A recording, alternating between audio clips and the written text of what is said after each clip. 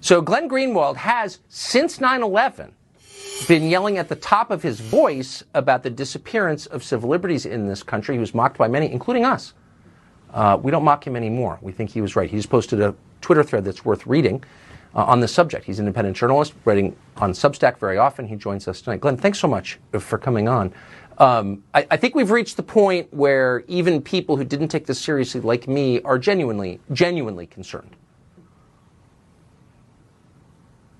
As you should be. You know, it's amazingly ironic. I became a journalist in 2005 in response to the civil liberties abuses justified in the name of the war on terror, where at least there was an actual attack on the United States on 9/11. I thought the threat was exaggerated in order to escalate these civil liberties abuses, but at least there was a real attack.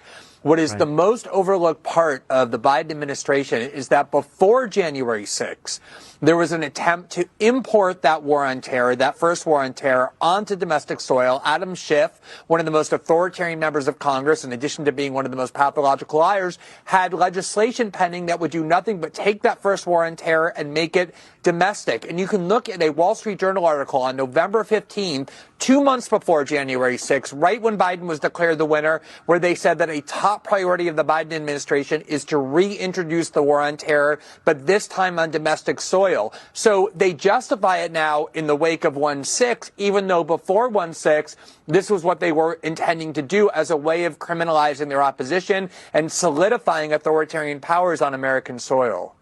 Do you feel like you're going crazy as, you know, the opposition party is being gutted by the DOJ, that nobody is saying anything about this? How can this happen and no one notices?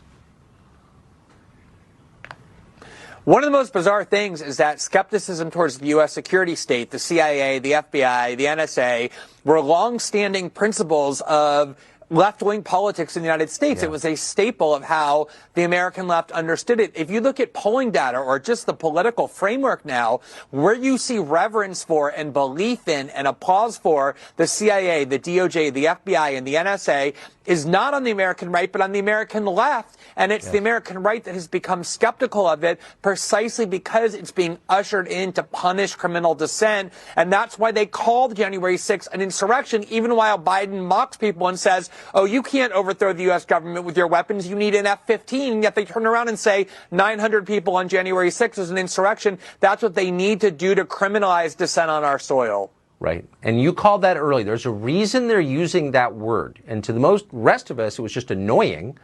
But you saw immediately this was a legal precedent they were trying to set in order to do what they're doing right now. I appreciate, Glenn Greenwald, your persistence and your presence on this topic. Thank you. Thanks very much, Tucker.